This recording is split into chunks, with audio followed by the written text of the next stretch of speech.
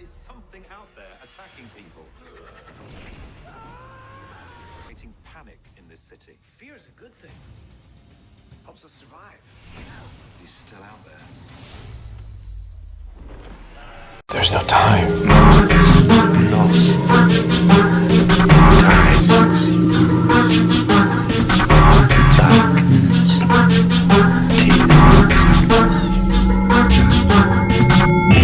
The time is 13 o'clock.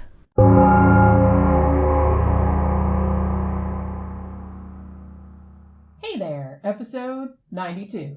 Damn, it's counting down to 100, isn't it? Yeah, I know. We got something pretty good planned for the 100th episode. I hope so. Yeah, we need to get started on that. Yeah, we have a couple different ideas, but I think we'll work it out. Yeah. It's funny because every time I, right before I start talking, like into the microphone at the beginning of every episode, I always feel like I should do like the Tonight Show theme or something like ba-da-da-da-da-da-da-da-da. Like I always feel like doing that. Yeah. But yeah, so okay. Anyway, episode 92. Now on this episode, like I said, we like to kind of go back and forth from true crime to kind of more paranormal-y type of stuff.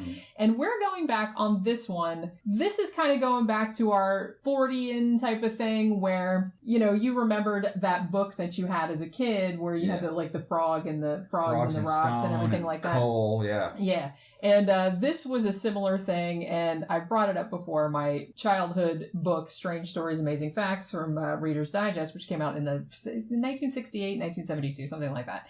And this actually had a couple of these stories in it. Okay. And then I decided I'd add a third one too, because they're kind of all interrelated, sort of. All right. But on this one we're doing, let's call it phantom attackers or diabolical attackers. All right. We're doing Spring-Heeled Jack, which has been requested, the Mad Gasser of Mattoon. Okay. And the Devil's Footprints. So they're like spectral attackers. Yeah, sort of. Are they confirmed crime cases, like police were involved? That's what's interesting about these, because it's possible, particularly in the Mad Gasser case, that this could have been an actual person that was doing some of these. But then, and the same thing with Spring-Heeled Jack. It could have been a person. All right. Although some of the things that are reported are supernatural or aspects or paranormal types of there. But, it could be a thing where it was a person and then like some kind of mass hysteria ensued where people just started adding all these crazy details. So it's going to be along the lines of Jersey Devils, just maybe a little bit more realistic. Yeah. Okay. It's something like that. Okay. And like I said, a lot of these three cases, even though they took place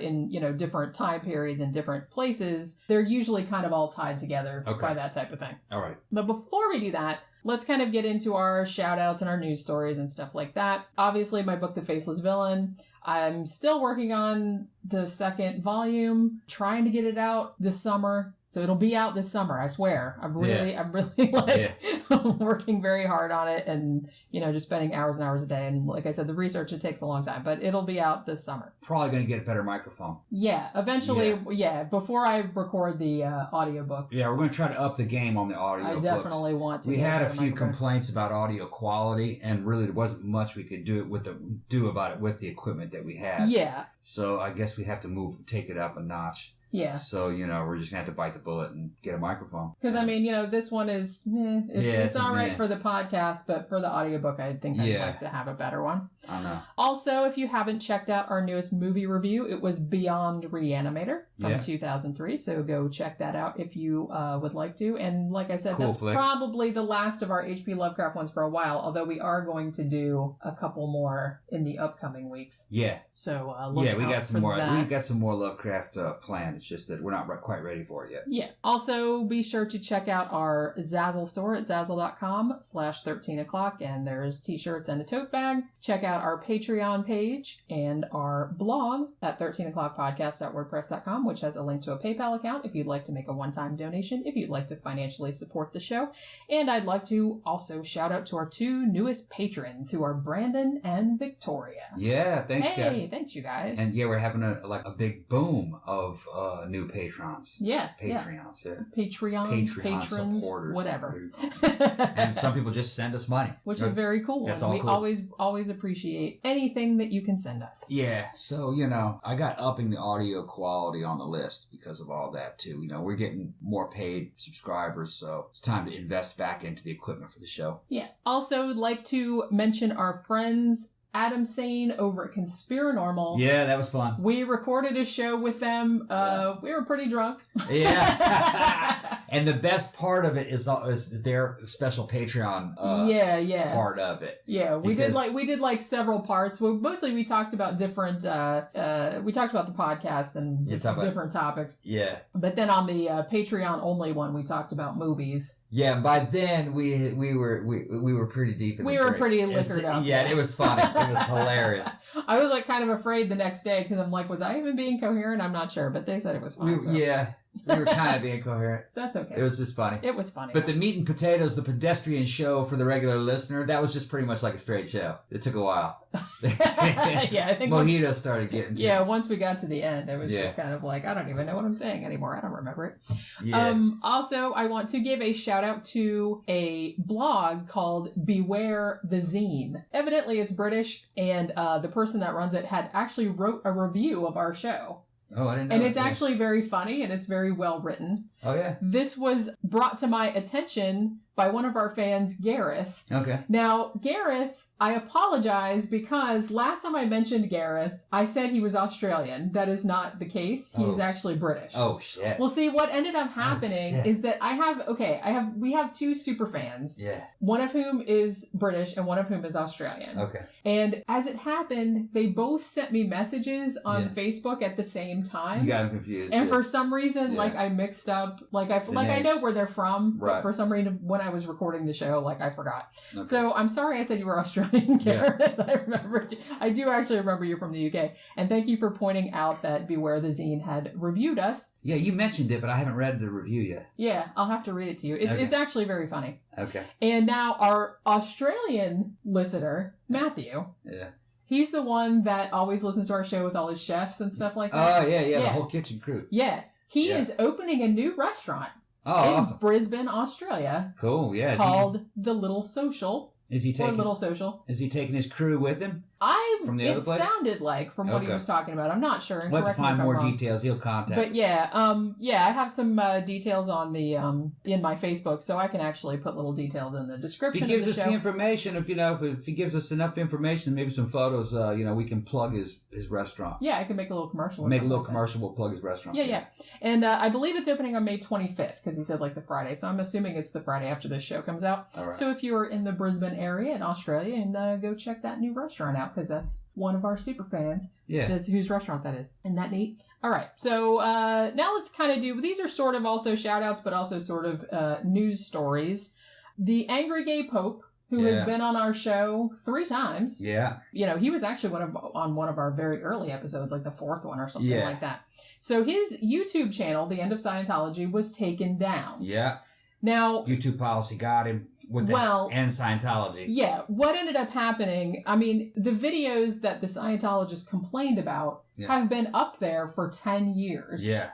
He thinks that they suddenly started complaining about them because, Scientology, they just launched their brand new TV channel. Right. And they don't want any competition. They don't want any negativity. So suddenly they pull this stuff out of their ass and they just start bombarding YouTube with complaints about his videos, like I said, which have been up there forever.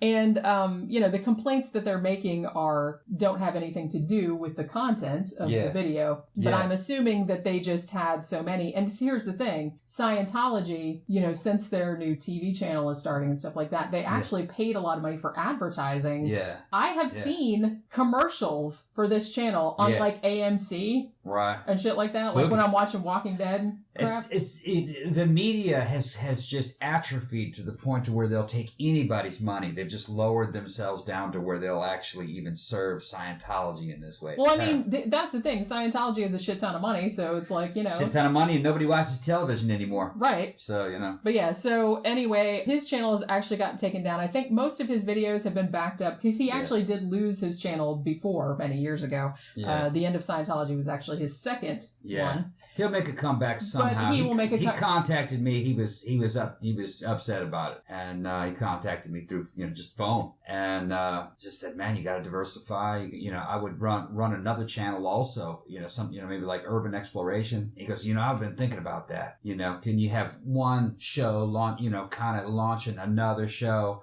So you're kind of diversified with more than one gig and it all kind of self-supports. Yeah. And one promotes another. So I think that's probably how he's going to do it. He was also getting denial of service attacks on his Angry Gay Pope website, I believe he said it was. Yeah. Although that's still, I just went there yesterday and it's still there. Okay. And he has a Patreon too, so if you can, go and support him as well. Yeah, Angry Gay Pope under attack. He could use all the help in the world. Yeah. And we were actually kind of worried about it because he'd been on our show 3 times. We were kind of worried that now Scientology is going to come after our show and get our entire show shut down just to be assholes. Because you know how they do. Because if you go on YouTube and you search Angry Gay Pope, our videos come up #1 videos. Yeah, now that he's gone.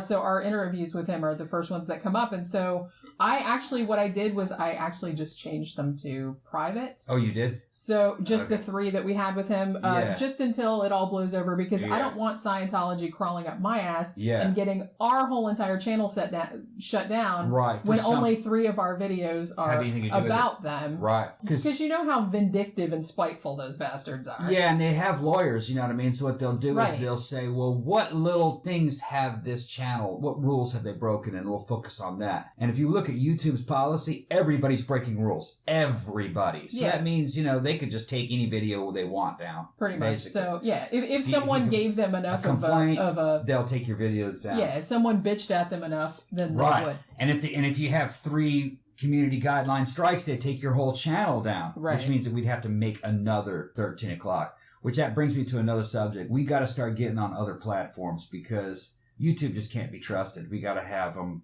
Maybe, what's some of the other ones? Well, I've kind of thought of posting them on Dailymotion, maybe on Vimeo. Maybe Minds. There's a bunch of other ones that I think Minds is getting to. I mean, I have all the videos backed up. Yeah. So it's not it'd be a pain in the ass if they all got taken down. They can't destroy our material. They can only destroy this channel, and we just have to move it somewhere else. Yeah, which is exactly what I would do. And really, I'm thinking we need to start planting the seeds on other platforms. Yeah.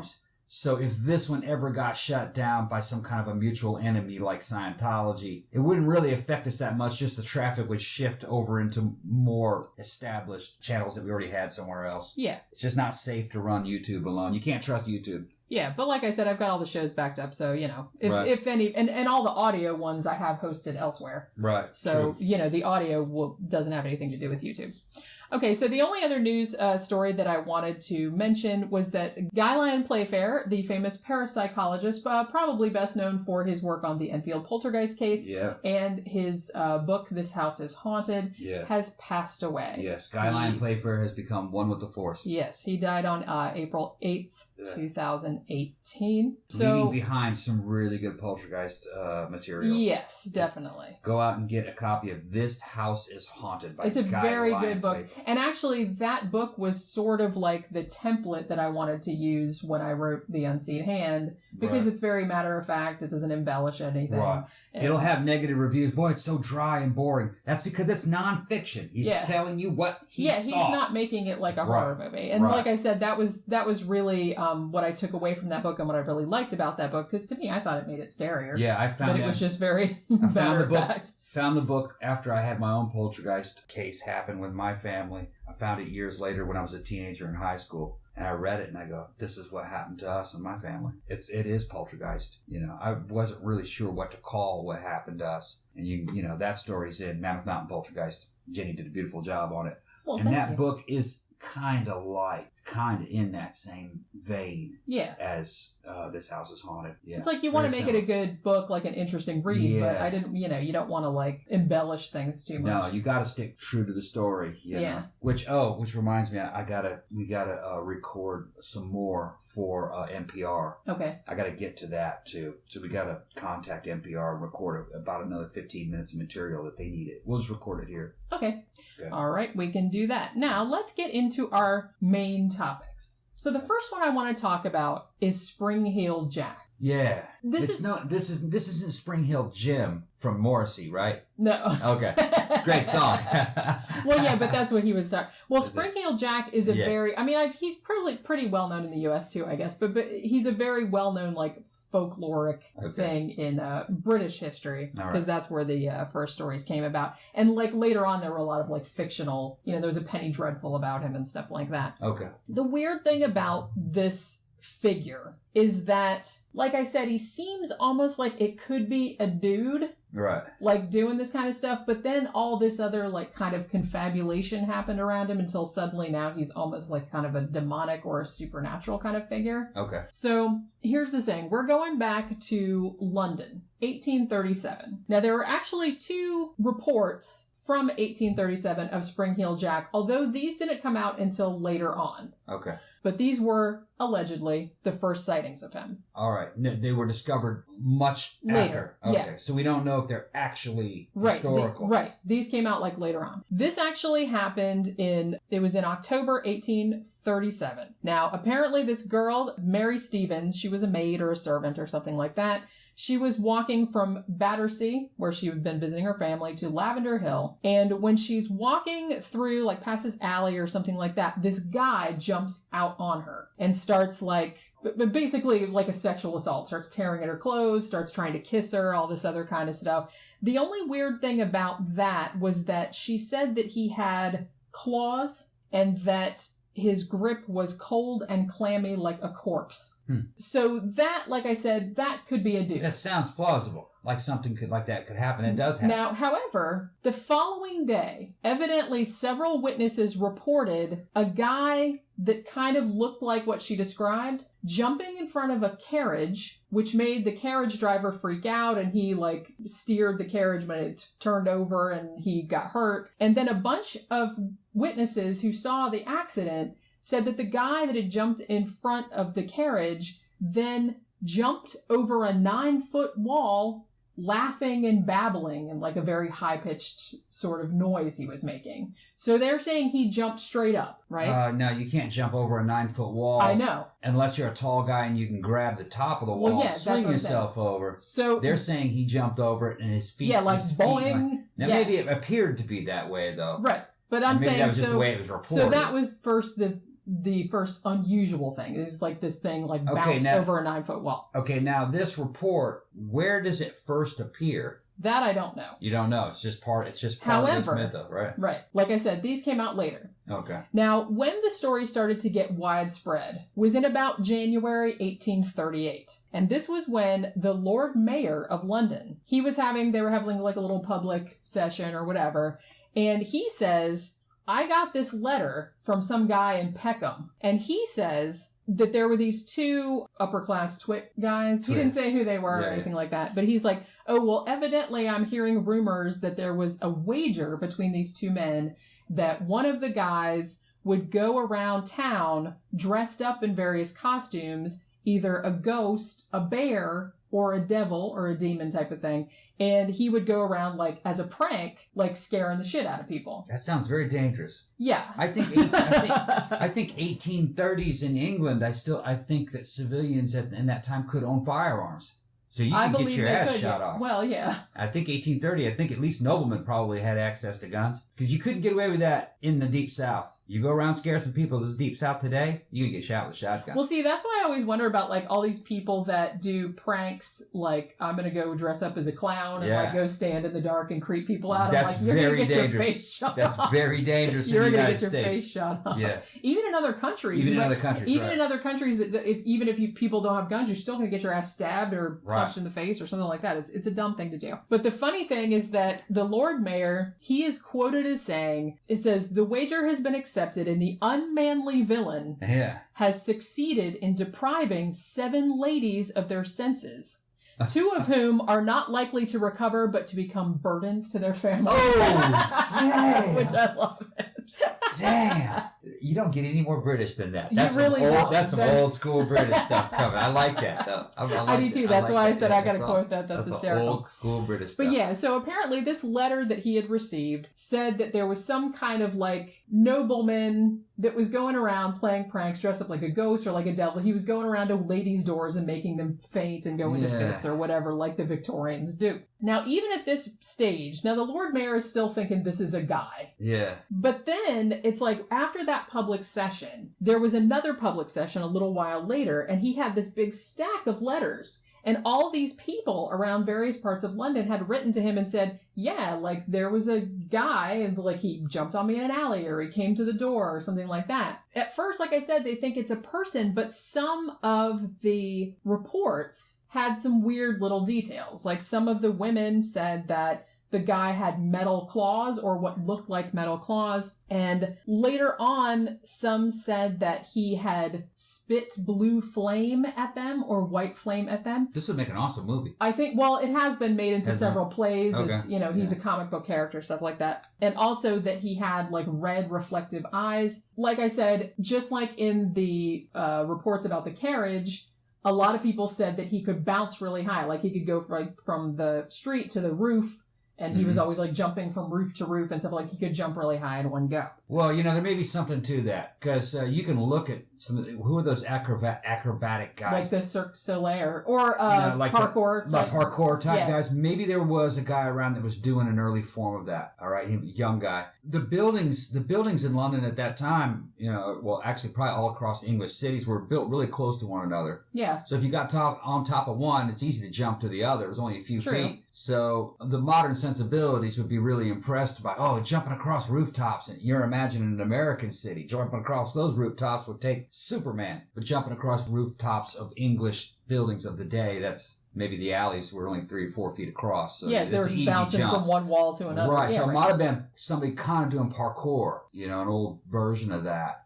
There's some way ahead of his time. Way ahead of his time. But, you had young guys that dreaming up crazy stuff going way back. That's just in the nature of young men to do cool and stupid shit. Right, so there might have been somebody who's, I feel like that should be the title of your autobiography. Cool and stupid shit. Cool and stupid. Hold my beer.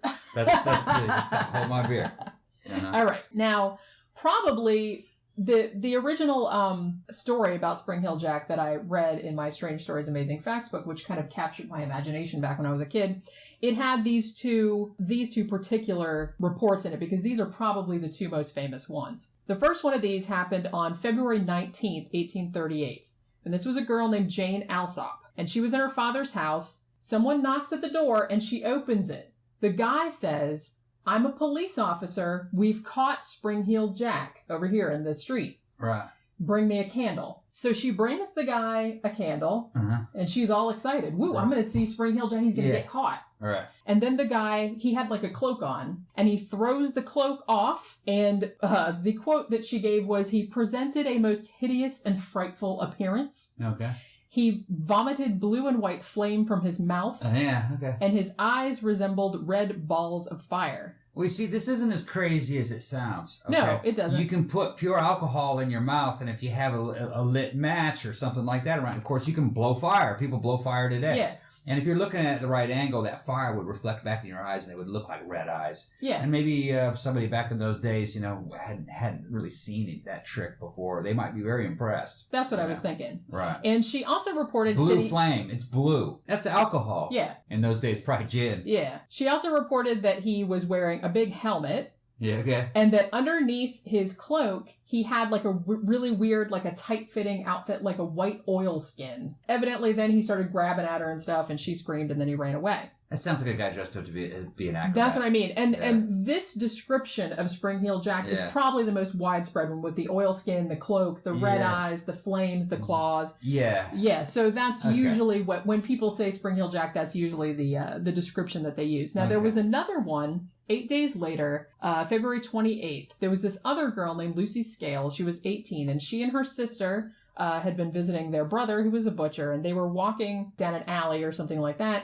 They see a person that's kind of standing in the shadows, and then they walk by him, and he jumps out with the cloak, and he starts spitting blue flame at them, which blinded her, and she kind of like dropped to the ground and had the Victorian fits again. This is the Cockney Batman. Yeah, basically. He is kind of like that. Yeah. So the thing is, after those two particular cases were publicized in the media. Yeah. Now, it should be noted that I don't think, and from what I've read, I don't think the second attack had been, or the first attack had been published in the paper before the second one. So it's not like they're just reading it and saying, I saw that shit too. You know what I mean? Okay, I'm not real clear about that. So then the legend kind of starts to spread outward. Now everybody's seeing it. And in a way, he starts getting more diabolical in appearance, as sometimes he has horns. Sometimes it's like, the red flames coming out of his eyes. It's like he jumps from the street. He jumps like 20 feet in the air. That kind of stuff. Right. An interesting thing, too, was that the first time that the Jane Alsop sighting was reported in the papers, in the London Times, I believe it was, they actually said that there was this guy named Thomas Milbank, and that he had been arrested like shortly afterward, and he had said in a pub,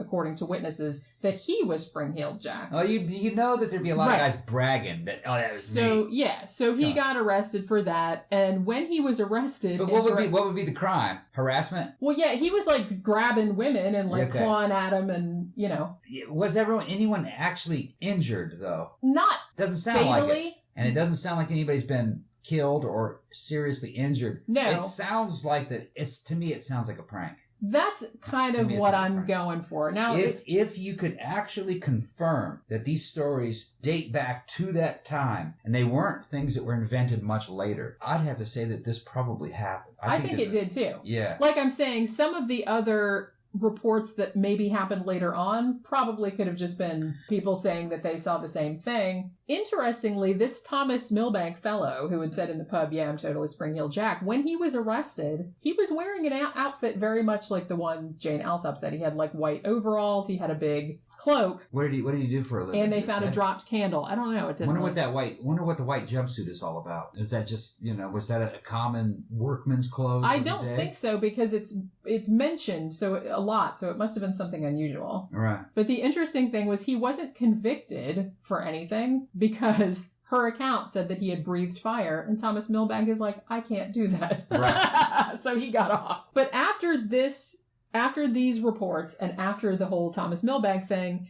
then the character just like took on a life of its own. Right. And then it started being like a demon. They started writing plays about it. Like even the Punch and Judy little puppet shows at the time, they even changed the name of the devil to Spring-Heeled Jack. So they started to kind of conflate those two characters together. And then there were all these like fictional stories about them. Like I said, there was Penny Dreadfuls plays, that type of stuff. So at that point, the legend kind of spread out, and it almost became not so much just a person going around causing pranks, as like now it's like this devil, or this supernatural type of figure.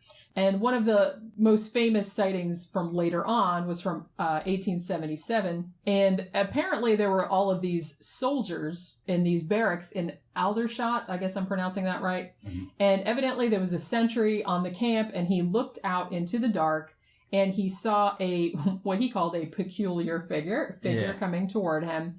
And the soldier says, "Hey, what are you doing there?" And then the figure came up at him and started slapping him in the face, at which point the guard shot him, but it didn't do anything. Right. Or so they say. And that was actually a hallmark of another sighting, too, that they shot at the dude and it didn't do anything.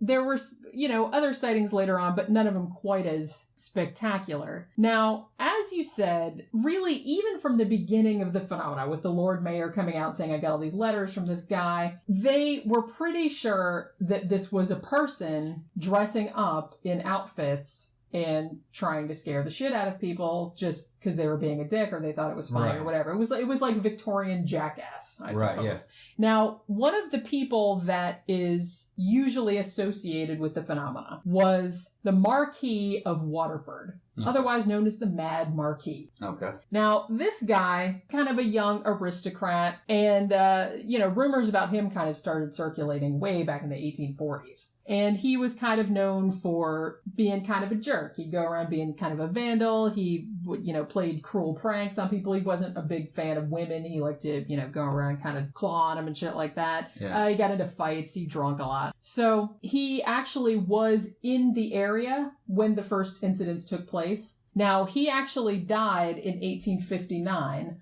And there were some sightings of Spring-Heeled Jack after that, but the main ones were before that. So they kind of think maybe this guy did some of the early ones, and then maybe some of the later ones were imitators or were mass hysteria or something of that nature. Yeah. And like I said, this is a very, not so much in the United States, but in the UK, very, very popular folk figure. Yeah. Tons of stuff written about him. And even like recently, like I said, I think there's a British comic book that actually sort of had Spring-Heeled Jack as sort of a superhero type, like a Batman type of figure.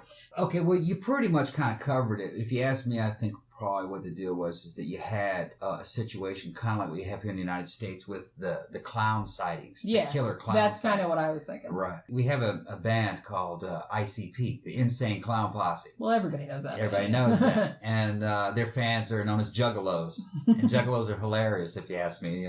And at least one of them, I think it's a bunch of them, would dress up in clown masks and go out and scare the kids. Now this is happening in the hood. And the cops have warned them. They says, man, don't go down there scaring those kids. You're going to get shot. I don't think it's one juggalo. I think it was a couple of them. They'd hear about a report of one guy doing it, and then another one would spontaneously do it. That's a good idea. I'm gonna dress up as a killer clown and let the kids see me, scare the shit out of the kids. Well, that could go bad pretty quickly, in the neighborhoods that they're doing it in, Yeah. And, those guys are never going to be found. And that's kind of, I think, what you had here. Probably what you had at one time a real acrobatic guy who could probably blow fire. Maybe he worked at like a carnival. Yeah. Or maybe he was an actor or just a professional acrobat. He could do some parkour type stuff and blow fire. Take a bottle of gin, pour it in his mouth, and was just running around having fun with people. One thing led to another. He's up in his game. He's adding metal claws or he's adding things to his outfit to become more and more fearsome. It doesn't sound like anyone was actually injured. Maybe minor injuries. Because like some women, like one, she was temporarily blinded by the flames because they blew the flames in her face. That could have happened accidentally. Right. So it's not like he was killing anyone. Yeah, and it wasn't like he was scratching people up.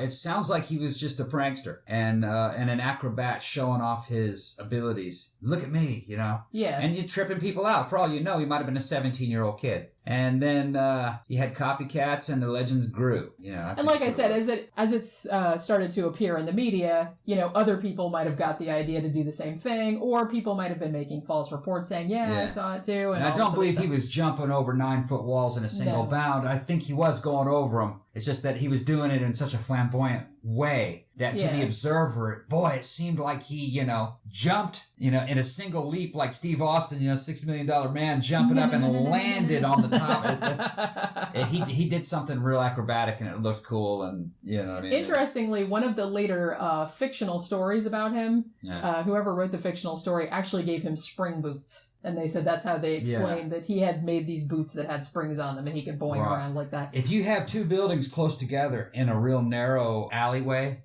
there are parkour guys that can jump up those walls and get on the top of the tops of those buildings. And I guarantee you those alleyways were narrow enough. Yeah, you could probably just go back and forth. That you could do that back in those days. Sure. And all it would take was just one inventive teenaged acrobat to figure that out. You just right man at the right place, and he would be seen as a superhuman monster in that era. Yeah. Sure. Interesting thing too is that the video game Elder Scrolls 4, which came out in 2006, one of the little things that you can get in the game is called Boots of Spring-Heeled Jack. Yeah. They make you jump higher and stuff. It's quite cool. I'm leaning towards that this is something that actually happened. Although I think it also spurred a lot of legends. Yeah, copycats. Like I said, some of the original ones, even like you said, the fire breathing, the red eyes and stuff, that could be explained by normal means or somebody just being like theatrical type. Sounds like a circus acrobat. Yeah, having it does. Fun. Right, and then later on it got Even the conflated into clothes like he's a demon and The stuff. clothes they're talking about sounds like something a professional would wear. He's got the cloak on. Yeah, because they're like skin tight. Skin tight and an oil skin, you know, that's kind of flame retardant. Yeah. And if you're blowing fire, you're going to need something to keep yourself from catching on fire. Right. But you're hiding that flame retardant suit by putting an impressive cloak over it that looks really cool. And if that catches on fire, you can dump the cloak. And you still got this oil skin protective fire retardant suit. Somebody who knew what they were doing. And they also said he had a helmet. Well, a couple of the reports said he had a helmet. If you're doing hardcore parkour between buildings and jumping across rooftops, that might be a good idea to get some head protection. Well, yeah, because if you fall, you'd be... Yeah. And maybe he had hit his head climbing and coming down. So there's something to it. Yeah. Something to the story. Interestingly, too, there was also, between 1939 and 1945, in what was then Czechoslovakia, there were reports of a similar dude who later became known as the Spring Man of Prague. And he was seen in a bunch of places, similar kind of description. Yeah. So we don't know if it was just another guy copying it, because like I said, this was later. We had one here in recent times. He was called Spider-Man. And it turns out what he was he was 82nd Airborne Infantry vet, and the guy was climbing the balconies on the outsides of people's apartment to rob their apartments. They'd see him climbing. 20 stories up in the air, climbing from one balcony to the next, because he had a bunch of upper body strength and no fear of heights. Climbing up people's balconies. Spider-Man. Yeah. He got caught, though. Well, I mean, the same thing. The guy that turned up in Czechoslovakia, whether it was a real guy or not, same as the British one, he eventually became kind of a folklore hero type. The Wikipedia page says that this character, who's called, I don't know if I'm pronouncing this right, but it's Parak, maybe? Mm-hmm. He starred in several animated superhero cartoons fighting the SS. Oh, yeah, okay. Punching Nazis. Yeah, so there you go. Okay. He was up there punching Nazis and jumping around on his crazy boots and stuff like that. Yeah. So, all right. We're a little bit past the halfway point now, so we're going to take a break. And then when we come back, I want to talk about the Mad Gasser of Mattoon. Also another kind of phantom attacker, but maybe there was a real dude behind it that just kind of got conflated later on. So we will be back in just a few minutes.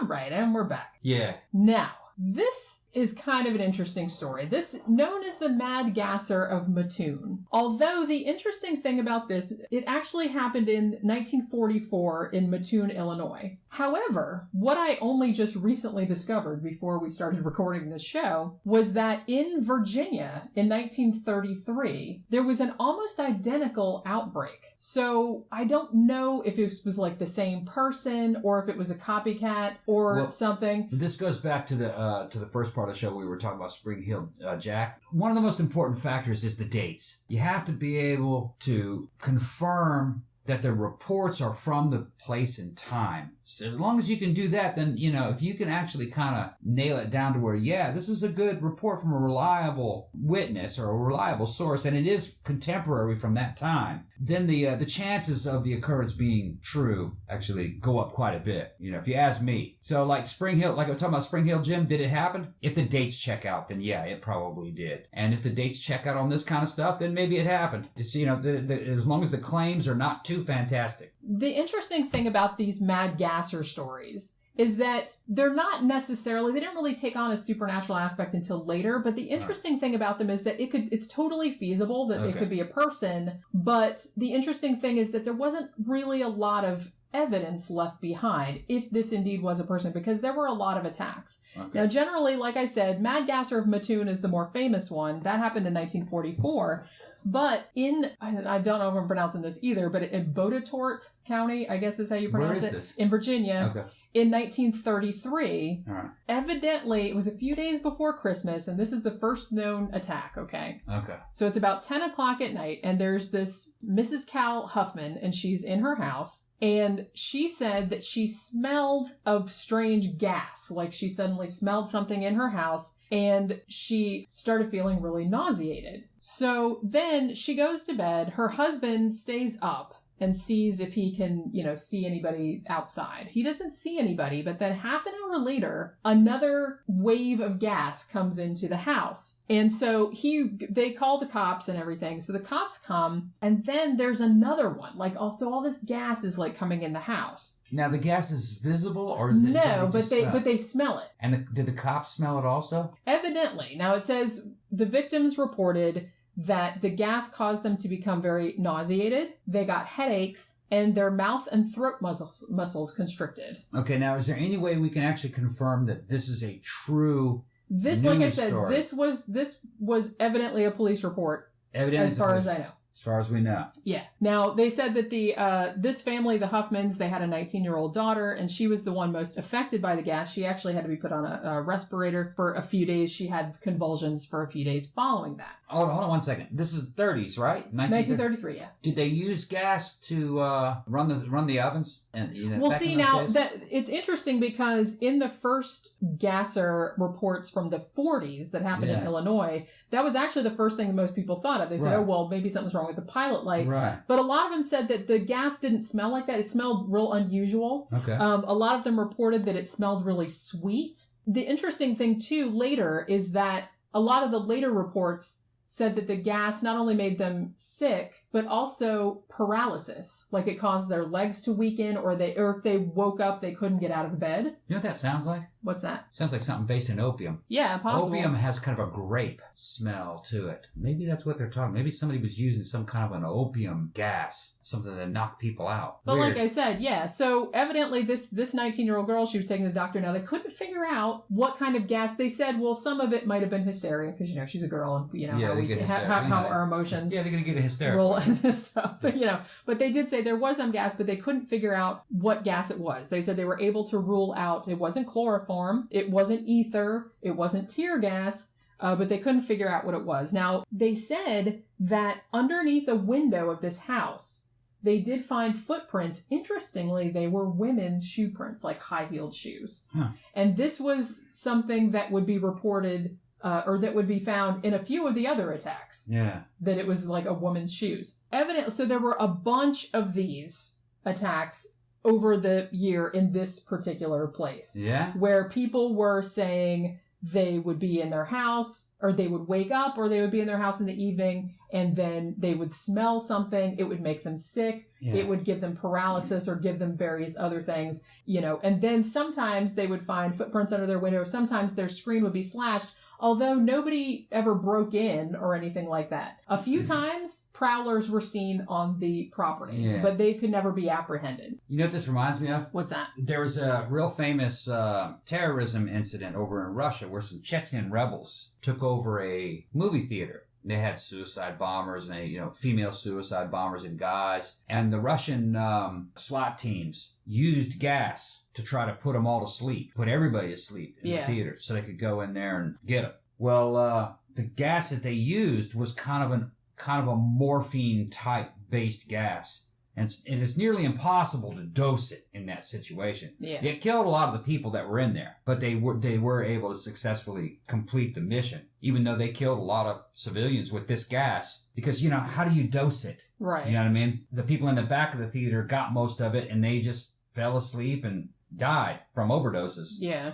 But, the thinking in anti-terrorism was, well, they're going to die anyway. So the ones that survived were the ones that you saved. And it kind of reminds me of that. Maybe somebody was going up to windows and had some kind of an opioid-based gas and was pumping it into houses in order to knock people out so they could get in there with impunity and go through the house. Yeah. Like rob it. It's incredibly difficult to do, to get the dosages right. It either doesn't affect somebody or it kills them. So maybe it was somebody with trying to perfect a way of knocking people out in the house so they could go in there and rob it. Yeah. Maybe. Although, like I said, none of the houses were ever really robbed, and it didn't seem like anyone was usually trying to get in. So it's weird because, like I said, all of these cases took place in Virginia in the 30s, but the more famous outbreak happened in Mattoon, Illinois in 1944. Well, maybe it was a situation where somebody goes up to a window and tries to put a pipe through a window and pump gas in there. And then they're looking in from the outside, waiting for the gas to take effect. It never gives the desired effect, so they never go in. Maybe something like that. But like I said, it's just weird because I think in later years, the Mad Gasser of Mattoon story kind of became synonymous with mass hysteria. It was even the subject of a case study in mass hysteria. But in a way, I think that almost kind of does it a disservice because even though probably some of the later accounts, like after the media made such a big deal about it, then anytime anybody smelled anything weird in their house or saw a shadow outside their window, they'd be like, oh my God, it's the Mad Gasser. Yeah, well, they're reading in the newspaper that this is happening, so they become paranoid. Right. Paranoid and oversensitive to the fact that maybe somebody's creeping around trying to pump gas into your house. Right. So, even though there were a lot of reports of it, maybe a couple of them were true, but maybe it was only one or two. Right. And then when those were reported, and like I said, it was kind of conflated into this big thing. Right. But the more famous one that happened in Mattoon, like I said, this was in 1944. The Mad Gasser of Mattoon, or the anesthetic prowler, the phantom anesthetist.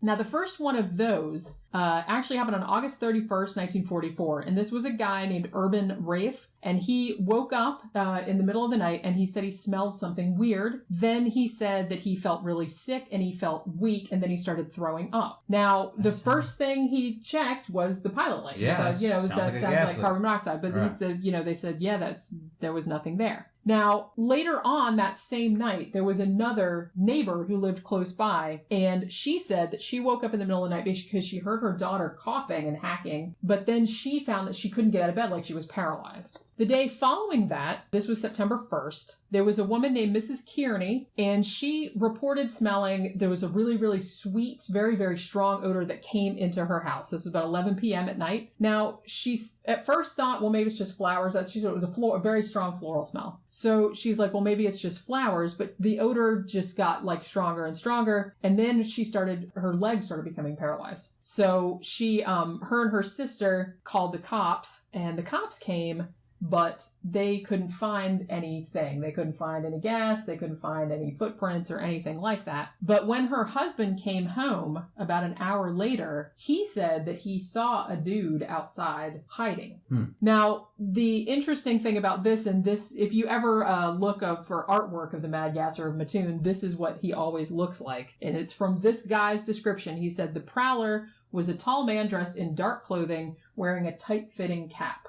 Most of the time, he's also reported as having a flit gun, which, that's the agricultural thing they spray pesticide with. It looks kind of like a bicycle pump, that type of thing.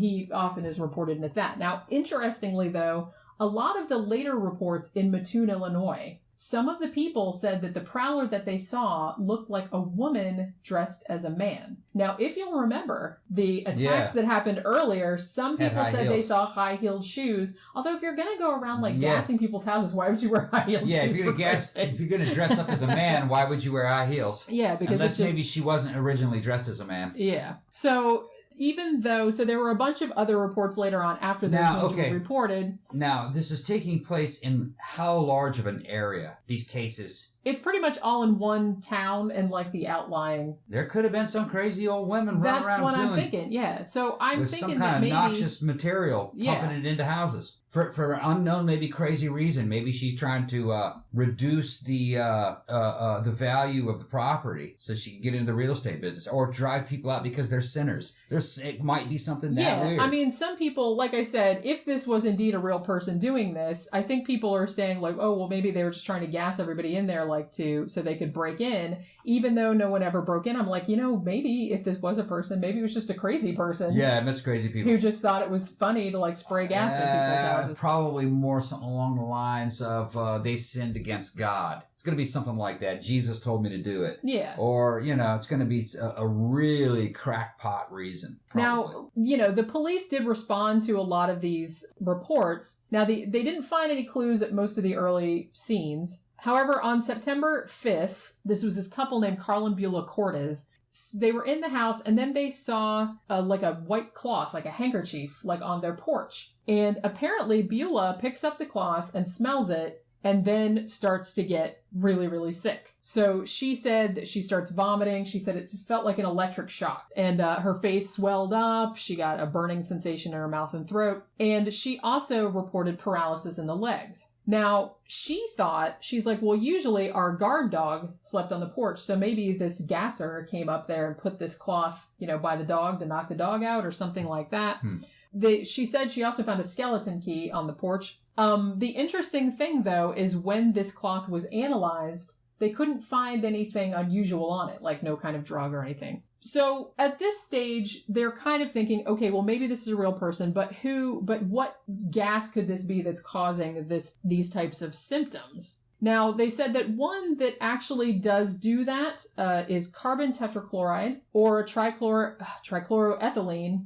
Both of those smell very sweet. Okay. And they can cause symptoms much like the ones people were reporting. Now, it turned out that there was a big factory in this town called Atlas Imperial, and they did have both of these chemicals on their property, but they weren't there in really a large enough amount to have just kind of drifted out into the town. And they said, even if that had happened, then obviously the people who worked here would have been affected much prior to, wouldn't just drift into people's houses and stuff like that.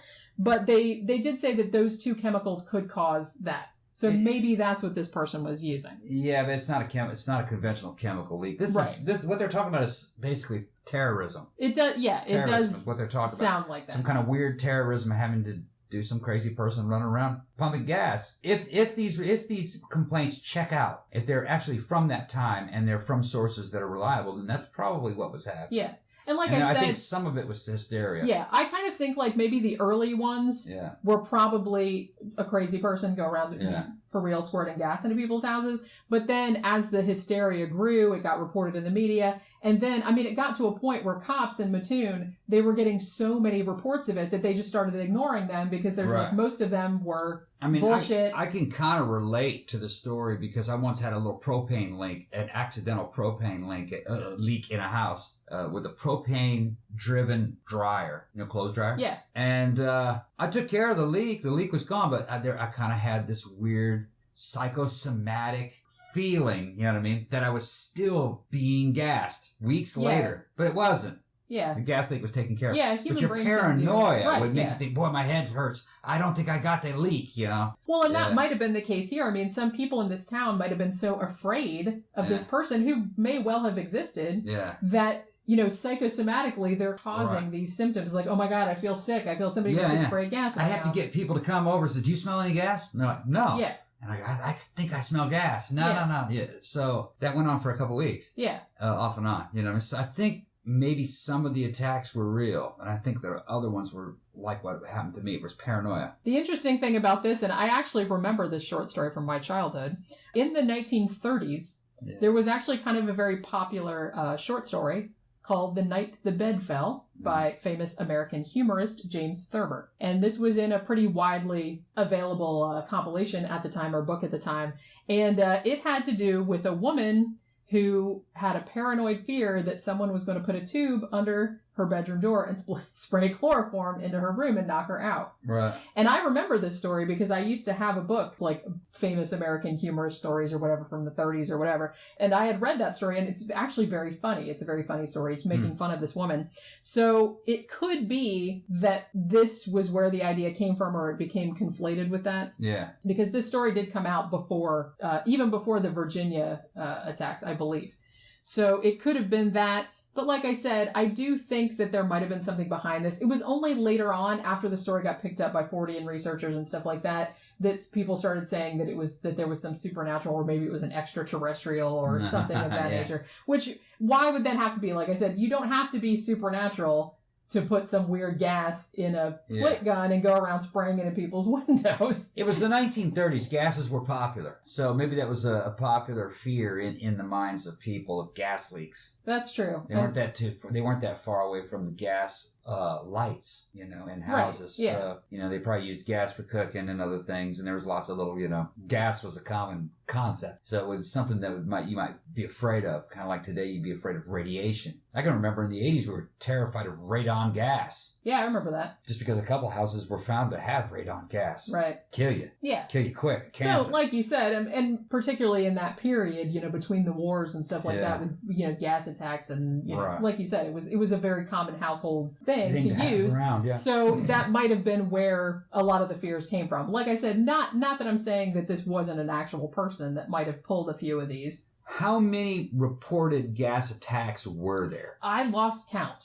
That many? Honestly, the ones that took place in Virginia in the 1930s, there were a shit ton. Yeah? Yeah. They were reported to the police? Yeah. That there were that many? As far as I know. As far as you can tell, right? As far as I can tell. Okay. None of them, like I said, none of them are super crazy. No one's saying like Spring Hill Jack kind of stuff, like he was, flying or anything. It was just, people reporting there was a funny smell in my house. I got paralyzed, But yeah, as I said, the whole Mad Gasser phenomenon, I kind of feel like, a lot of it might have been mass hysteria. Yeah.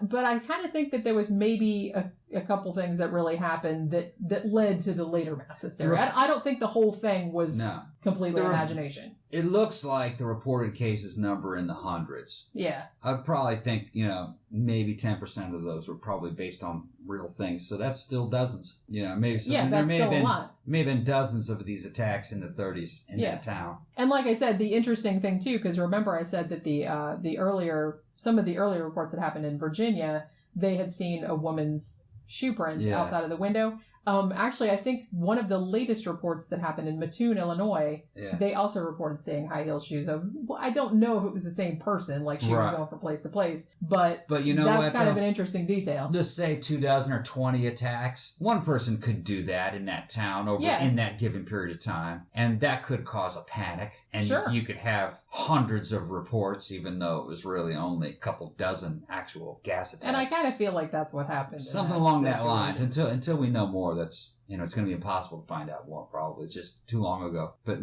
plausible. Yeah. And then before we go, I wanted to go briefly into this other very famous story, the Devil's Footprints. I never heard of this one. Now, this happened in 1855. All right. Now, it happened in Devon, in England. Okay. There was a very heavy snowfall over the night of February 8th, 1855. All right. And evidently, many people, when they came out of their houses the next morning, there was a very, very long trail of hoofprints in the snow. This trail supposedly ran, some sources say 40 miles, some say 100 miles. The weirdest thing about it is that the trail would go, like, sometimes it would go up to a house, and then the hoofprints would be on the roof, and then they would be on the other side of the house, as though it had walked over the house. Okay. There were also some where it would walk up to, like, a little drain. Yeah. And then the footprints would go up to the drain, and then they would start again on the other side of the drain, and things of that nature. Right. Now, the hoofprints, were about 4 inches long, 3 inches across, between 8 and 16 inches apart, and mostly in a single file, which would indicate that this was a hoofed animal that was walking on 2 legs, meaning the devil. Oh, man, I ain't getting into this. Oh, no. So, now, here's the thing. I already have it in my mind what kind of story this is. Yeah, there is little direct evidence of the phenomena. There is some stuff from the time where somebody, drew the little things and what they looked like and everything. However, the only known documents from the time actually came out later. They were found later in the 1950s, where they actually kind of talked about it. The story is very famous now as the night the devil walked in Devon. I think that's what it was called in my book. Right. The book that I have, it reports all this weird stuff as, this really happened. They don't really back anything up. But the problem with this story is that, and I was kind of thinking this too, it's like, one, how did they know that this trail went from 40 to 100 miles? You have to follow the whole thing. You'd have to follow the whole and I thing. challenge you to track a bear. A bear is real. Right. I challenge you to go track a bear. And it's very hard to track an animal. And even a real animal. Another thing too is that, various people said that they saw these footprints in, different parts of the county, but sometimes their descriptions of them were different. Right. And here's the thing, and I think the story later went too, that some of the hoof prints could have been a horse. Some of them could have been things. Well, yeah. Well, no. I was going to say that some of the later stories said that some of the footprints looked like they'd been burned into the snow or burned into the ice. You know what I mean? So I think those kind of came about later. When the whole devil thing happened. The problem with it is that one, you're having differing descriptions of what they look like. Yeah. And there are a lot of animals that could have left those hoof prints, and then people saw them in different parts of the county and just thought it was one big trail. Thing. That's the thing that's really getting me. What are you going to do back in the 1850s? You're in your town. You go look at those footprints. First of all, there should have been footprints there from the day before. I mean, even animal footprints, because there's people with horses. Well, it snowed overnight. Snowed overnight. Yeah. Okay. Well, you wake up in the morning. You may be in a small town. You might find some strange footprints. Yeah. But how are you going to know that they go for 100 miles? You're going to take your cell phone and then call the nearest town and go, "Hey, do you guys have footprints over there?" I think the devil walked through again. And then it's the same animal. It's just not going to happen. The logistics aren't going to be possible for the 1850s. That's what I'm thinking. To know. And honestly, they're like, even if there had been ones that appeared on rooftops and stuff like that, there's animals that could have done that. You know what I mean? There's little hopping rodents. Yeah. Like little wood mice that jump, and the little footprints that they leave kind of look like cloven hooves because of their little butts. As the sun comes up, people are waking up across all the towns everywhere. And they're spoiling these footprints, and they're not all paying attention to them. So those footprints, if they were there, wouldn't be intact for long. No. This story sounds like something that would appear in one of those old-fashioned newspapers that like to hoax people. That's what this sounds like. It does sound like that. Yeah. And like I said, even if there were, I mean, some of them could have been a horse. Some of them, one pastor even said, well, maybe a kangaroo, escaped from a zoo or something like that. There's this one guy named Jeffrey Household, and he said that, the Devonport dockyard, they said that they had this weird experimental balloon that had these shackle things on the bottom. Yeah. And they're like, now, if this thing had gone across the snow, it would have dragged this thing over the roof and stuff. Of course, so it could have been something like that. Of course, it would never hit those trees on the tree line. Well, that's what people have said. They're like, well, that might have gotten caught. The most plausible explanation for this, just so far, just off the top of my head, is this is a hoax newspaper. Is that it was just made up? Yeah, kind of like the 40 and flying pterodactyls found in caves. You know what I mean? Yeah, where it was just kind of a hoax from the beginning. A hoax from the very beginning, and no one believed then it just gets kind of repeated. And no one believed it at the time. Because it was, they were trolling, and everybody understood the troll. They understood what the meme was. Interestingly, in Devon in 2009, there was another trail, a similar trail found, but they think that was probably somebody messing around, doing it because they knew the story about the Devon Devil's footprints and stuff. So I'm going to do this in 2009, and it'll be on the news and shit like that. So this one, I just wanted to add this one at the end because it's usually it's short and it's sweet. It's short and it's kind of it's usually tied in with Spring Heel Jack for whatever reason. Big difference, though. Spring Heel Jack, I believe that happened. That was probably a guy. I believe that the Mad Gasser... That's probably also a guy. Or a girl. Something. It's based in something that happened. This is... this one I think was just a fanciful... Or like I said, even if there were footprints, then it was just animal footprints. Might have been a badger, might have been a mouse. And they didn't go for 100 miles. No way. I challenge you to find an animal footprint in the snow. And like you said, how would they even know that? No. How would they even know that? It just didn't happen. You couldn't travel 100 miles in a day back then. And you couldn't confirm it. So yeah, I think that one is probably largely bullshit.